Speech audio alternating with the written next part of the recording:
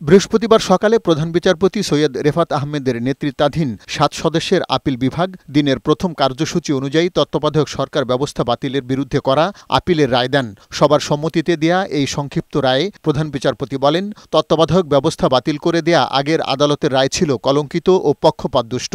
তত্ত্বাবধায়ক সরকার ব্যবস্থা অন্তর্ভুক্ত করে আনা ত্রয়োদশ সংশোধনী বাতিল করে ১৪ বছর আগের দেয়া রায় পুরোটাই বাতিল করে আপিল বিভাগ। এই রায়ের মধ্য দিয়ে সংবিধানে আবার নির্দলীয় তত্ত্বাবধায়ক সরকার ব্যবস্থা ফিরে এলো।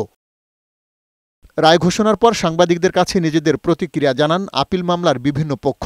বিএনপি ও জামাতের আইনজীবীরা বলেন, রায় এখন দেয়া হলেও চতুর্দশ জাতীয় সংসদ নির্বাচন থেকে এটি কার্যকর হবে। এই প্রথম মনে হয় কোনো একটা রাজনৈতিক এবং কোনো একটা বিষয় যেটা সুপ্রিম কোর্টে গড়ালো এবং যে ক্ষেত্রে সমস্ত ব্যক্তি এবং রাজনৈতিক দলের ঐক্যমত্য প্রতিষ্ঠিত হয়েছে, গণতন্ত্র ভোটাধিকার সুনিশ্চিত করার জন্য এটা হচ্ছে সবচেয়ে বেস্ট মেকানিজম।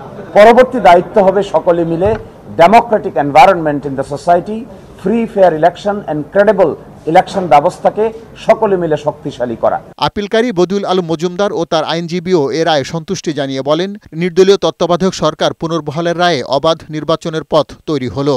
রিভিউ পিটিশন গ্রহণের মাধ্যমে আমাদের সুষ্ঠু নিরপেক্ষ নির্বাচনের পথ সুগম হবে। রায় নিয়ে নিজের কক্ষে সাংবাদিকদের সাথে আলাপকালে অ্যাটর্নি জেনারেল বলেন, এটি রাজনৈতিক নয়, আইনি রায়।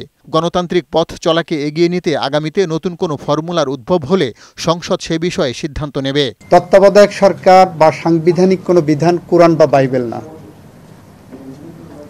আমরা বলেছি এই রায়ের মাধ্যমে এমন কিছু আসবে না যেটা কোরআন বা বাইবেলিক হয়ে যাবে।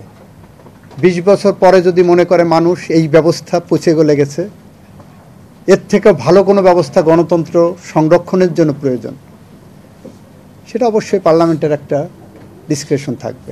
১৯৯৬ সালের মার্চে রাজনৈতিক দলগুলোর আন্দোলনের মুখে সংবিধান সংশোধন করে তত্ত্বাবধায়ক সরকার ব্যবস্থা প্রবর্তন করে তৎকালীন বিএনপি সরকার। এই ব্যবস্থায় পরপর ৩টি নির্বাচন হয়। তবে ২০১১ সালে ত্রয়োদশ সংশোধনী বাতিল করে তৎকালীন প্রধান বিচারপতি খায়রুল হকের দেয়া রায়ের মধ্য দিয়ে তত্ত্বাবধায়ক সরকার ব্যবস্থা বিলুপ্ত করা হয়।